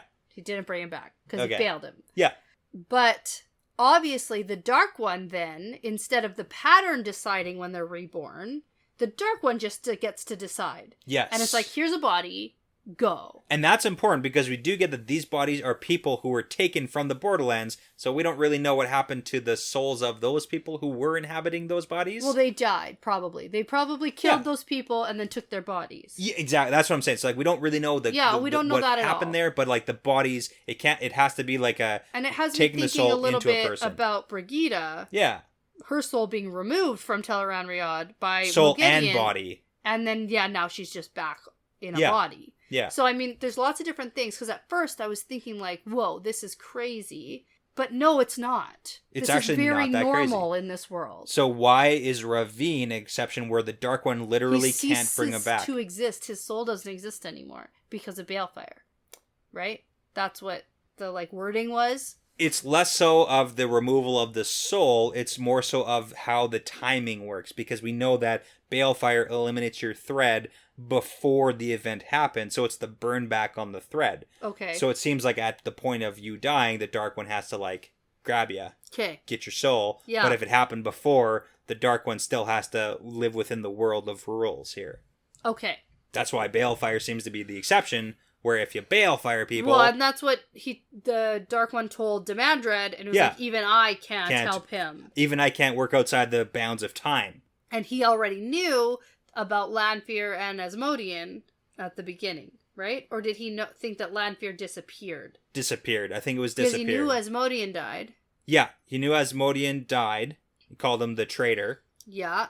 But then Lanfear, we don't really know. We didn't really get any firm stance on that. No, we didn't. Okay. But the important part about Balefire is it does eliminate some of the Forsaken for who these may be. If these are indeed, like, reborn Forsaken. Exactly. Okay, so this is my other point too. So okay. let's talk about what happens in this chapter, and then we have a little more to cover. And we'll figure out who these people might be. Who these people are. Okay. For sure, I know one. Interesting. For sure. Really? Oh yeah, and I'll explain why. I'm so curious. The other one's a little bit of a mystery, and I think... I'm so excited for this. Okay, go. Let's go. Let's do this. Okay. I love when you're so confident. It's great. Oh yeah. Okay. Yeah. So now there's a big giant fade here. Yep. And his name is Shaidar Haran. Yep, that's right. And Erengar yells at the Fade, "Why have I been put into this body? Why?" And Osengar thinks about this, like, terrible, weird Fade. Yeah. Because it's seeming to smile, which he knows is impossible for Fades, but this guy's not a regular Fade. Yeah. And he knows that they were given bodies that were taken from the Borderlands. Yeah. And the Fade says it's a strong body and better than the alternative. Which is like, you don't get anything. Get anybody. You're gone forever. Yes. So, like, fair points. But Erengar, the woman really doesn't like her body. And Osengar is kind of like, time. okay, I can deal with this. So. And it seems like she's going to do something reckless. Yes. And so Osengar reaches for Saidin but can't feel anything. Which is important. So we know that Osengar is a dude. Yes. And was a dude because he reaches for Saidin. Yes. If it was a female before. It'd reach for Saidar. Probably. I see. Probably. Okay, like, we don't know for sure, but it's like, hypothetically, that would make sense to me. Okay, fair. So he thinks he might be severed because he can't reach it. Got nothing. No access right now. And then Erengar does the reckless thing and tries to attack the Fade, which doesn't go well. Yeah. And let me, like, just tell you something where Osengar thinks that Lanfear seems cautious by contrast to this person. Yes. Now, immediately, when I was first reading this made me think, oh, this is Lanfear. Okay, like Erengar was Lanfear? Erengar's Lanfear. Okay. So that means this person, or this whatever, who's attacking a Fade. Yeah. And like Lanfear is clearly not a cautious person. Sure. And so it's like Lanfear, this is Erengar, but he knows that Lanfear like alt version. Yeah. Was more cautious than this. Okay. And so that's obviously where my mind went with the mention of Lanfear. Fair. And I'm still not quite off that train. Okay, I want to hear your predictions after this. Okay. I like where you're going, though, but yeah. This attack, by the way, does not go well. No, because the Fade grabs her by the neck and says, you have not been severed, but you won't channel until you're told you may. But you will never strike at me. I am Shaidar Haran. Yeah, which again means Hand of the Dark, so they obviously know the old tongue. So, like, that's pretty big. So Osingar's freaking out inside because of this Fade and the powers it seems to have, which should be impossible. He thinks about how he never liked half-men because he had helped make the Trollocs, blending human and animal stock, but these occasional throwback offspring made him uneasy. Okay, boom, there we go. That's the link to Asmodean, because we know that Asmodean helped make the Shadow Spawn. Interesting. We got that somewhere in the past. I know that. Like, that's knowledge I have in my head. Okay, now helped. That's the key word, though. Yeah, it's still... not. He doesn't say, I am the creator of Shadow Spawn. No, and we never got that Asmodean was the creator of it. But that's the thing. So you're going on like this person because it's a maybe. I think that this is in here for a reason. This is our clue. Hold on. Because in the first sequence with Demandred, it was like, hey, the traitor has died the final death. Yeah. So is the traitor Ravine or is the traitor Asmodean? Because why would the Dark One bring back... Are you sure? But that's the thing. So let's go back and reread that. So this is what the Dark One says to Demandred. The chosen dwindle, Demandred. The weak fall away. Who betrays me shall die the final death. Asmodean, twisted by his weakness. Ravine, dead in his pride. He served well, yet even I cannot save him from balefire. Even I cannot step outside of time. Yeah. So the Dark One is saying, Asmodean, twisted by his weakness, he betrayed me, he dies the final death. Yeah, and then Ravine is dead from his pride. Is the Dark One trustworthy? Do we trust everything the Dark One says? Yeah, that's the question. That's my biggest thing, because my gut says this is Asmodean. If that's what your gut tells you, then go with your gut. Yeah. I'm just giving you alternate options here. And I get that. So you think that, which one? Osingar is Asmodean. Yeah. Okay. Oh, yes. Anyways, at this point, Shaidar Haran tells them that you will adapt. The body bends to the soul and the mind bends to the body. Soon it'll be like you never had any other body. And the Fade is still choking the woman. Yeah. And Osingar is like, stop that. You're killing her. Obey me. Because it's a Fade. Yeah, and it should obey a Forsaken. And Shaidar is like, fine, I'll stop. But I obey the Great Lord, not you. Yeah. Okay, so that's important. And apparently, Erengar's body is a fine joke. Okay. Oh, I missed that. I don't know if that helps or not. It doesn't. It makes it worse. Okay. It makes so it why worse. would being in the body of a good-looking woman, from what it looks like, be like a fine joke? See, my instinct originally is Lanfear, because it's not as hot as Lanfear thinks that she is. Yeah. It totally could be. So you think that Erengar is Lanfear? That was my original thought, but I'm second guessing. You just want that because last book you're like, oh, Lanfear's coming back. Yeah, well, if Lanfear is dead, though, that means that Moiraine is probably dead. And I can't have that. That's been my biggest issue. I can't handle this. I can't have it. I can't have that happen. So... Oh, man, okay. It's just, nope. So, until I, see it. Book 5, no way, Moiraine. Nope, can't have it. Sure. So... Okay. Yeah. Yeah, totally. No, Brett. No, I get it. Okay. Yeah. I, too, would be disappointed if Moiraine died in book 5. Yeah. Okay. So, the whole time I'm reading this, I'm sure this is Lanfear. Because they're the last two who died, right away together, almost. Yeah. Within the day. They did die, basically same time. That's yeah, a good within point. days of each other. So Okay. now they're being reborn Interesting. together. And so that's like that's like obviously the first thing I thought of. And then he makes the mention to Lanfear. So that's like the connection. But then we learn nothing else except for that it's a woman with dark hair who's beautiful. So like your mind makes all these connections when you're reading really quickly. It does, yeah. So, read and find out. Yeah, but the whole time I was thinking this is Lanfear. I was like, okay, how can Lanfear have died but Maureen didn't? That's like really what I was going on. Okay. There's a whole lot of question marks. So to end this off, though, Shaidar Haran says, you were dead and are alive. So these two for sure dead. Yeah. Think of Ravine, whose soul is beyond saving, beyond time. Yes. You have a chance to serve the Great Lord again and absolve yourself of your errors. And Osengar thinks about Ravine being dead. That's new information. About how he doesn't remember Ravine dying. Yes. Which is interesting, because if this is Asmodean, like, he knew Ravine died. Well, no, not necessarily. I guess, but, like, it was, like, a couple days... He died a couple days after. But there was also a thing about how he didn't quite remember everything. Exactly, from like his missing memories and all that. So it's like there are question marks there. Like, we don't really know how that works. Yeah, but he is on board with being alive again, and then Shaidar Haran says, nobody else knows you're alive. If you succeed, you will live forever and be raised above all others. Yes. And so this whole, like, nobody else knows you're alive thing feeds into the whole Dark One telling Demandred that Asmodean died. Okay, I get that. Yeah, no, that's big. So this that's is very Asmodean. big. Who else is Love this? it. Not Bilal. Bilal died of balefire. So he's gone permagone. So Probably, Ravine and Bilal. So that's basically how you got to kill Forsaken. Otherwise, they may be coming back. Interesting. Okay. Yeah. Okay. And we don't know the limits of that, but obviously, I mean, like, okay, who else is dead? Right from the beginning, we had Agenor and Balthamel. I doubt it's them. And then we had so we've got Ishi. Obviously, that's a big one. That's Ishmael. a big one.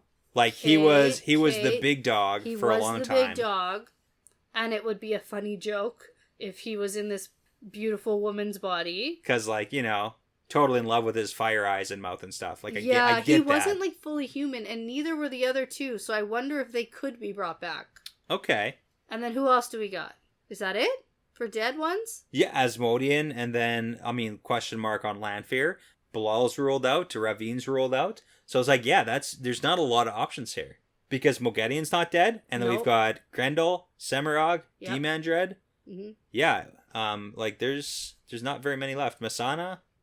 So that's it. So it's either Turtle Shell Face or Old Man, Furnace Face, or Guy we barely met. Oh, man, Killed okay. a balefire, but maybe not so far back. You know what I mean? Which one is that? Bilal. Because it was just Moraine's balefire. Yeah, but balefire seems to be like the defining factor. No, they're only talking of Ravine. They're not talking about Bilal. Sure, okay. So you putting Bilal back in there. Maybe it wasn't burned so far back. Like, it obviously killed him, his body. You just don't really trust the Dark Ones, like, speaking. No. Is everyone Lanfear? I'm back on that train. Yeah. I love that train. That's my favorite train. I want this to be Lanfear at the same time that I don't want this to be Lanfear. Okay. And if it's not Lanfear, then it's Ishmael. Lanfear doesn't hear me? What? It's Ishmael. It's Ishi. If it's not Lanfear. Love it. Okay. Great. I think you've made good predictions. You've logicked it out as far as you can, and you just got to go with it. Okay. Yeah. I'm smirking. I can't help. Yeah, I know, you can't. I don't know. I'm not going to help you with this one either. No, so. I came into this recording sure I was going to tell you this is Lanfear. Yeah. I'm glad that I was able to make you not totally sure yourself. You know what? I'm happy for it not to be. I was like ready to be convinced that it's not Lanfear though. Well, because then that means she's not dead. And that Maureen is not dead. What happens if you can technically lose and win your prediction about Lanfear being dead, but not? It's like, yes. If she comes back as a different person, then are you right because she's not dead? Or are you wrong? I would be wrong. Because she's dead. Died.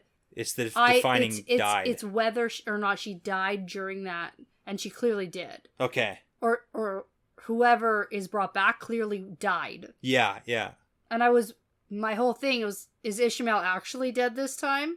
Because I did have that at the end of the Dragon Reborn. I did say that too. Yeah, you did say that. And it seemed like he was. Yeah. But this seems like a long time before he's brought back. Yeah.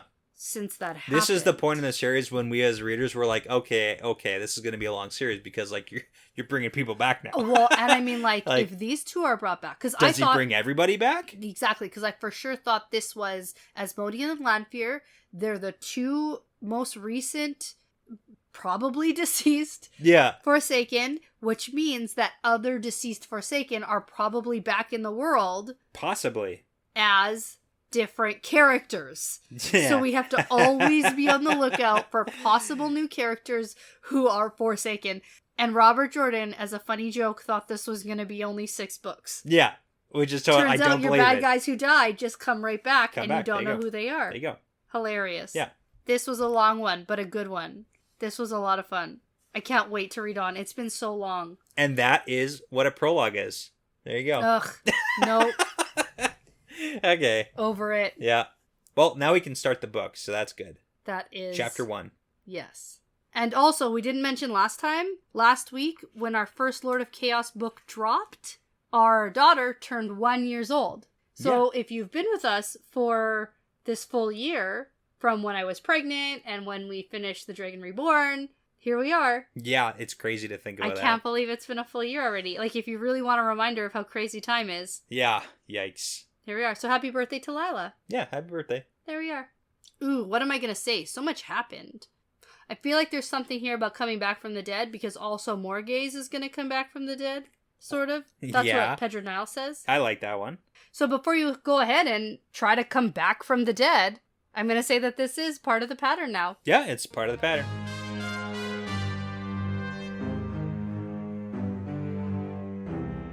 Thank you so much for listening to this episode. The Wheel Weaves is hosted by Dani and Brett, edited by Dani, produced by Dani and Brett with Essen, Passion Socks, Mozyme, Moltude, Benjamin, Michelle O'Brien, Jamie Young, Cody Fouts, Megan Smiley, and Jonathan Reese, with music by Audionautics.com. If you're interested in supporting us and the podcast, you can head over to our Patreon page at patreon.com/thewheelweavespodcast. And for all things The Wheel Weaves, like how to get in contact with us, how to find our social media, how to join our Discord, how to send us really cool shot glasses, and for just general information, you can find us at thewheelweavespodcast.com. And as always, please remember to tell a friend about us, leave that 5-star review, and hit that subscribe button. Thanks again for sticking around to the end. This is really part of the pattern now.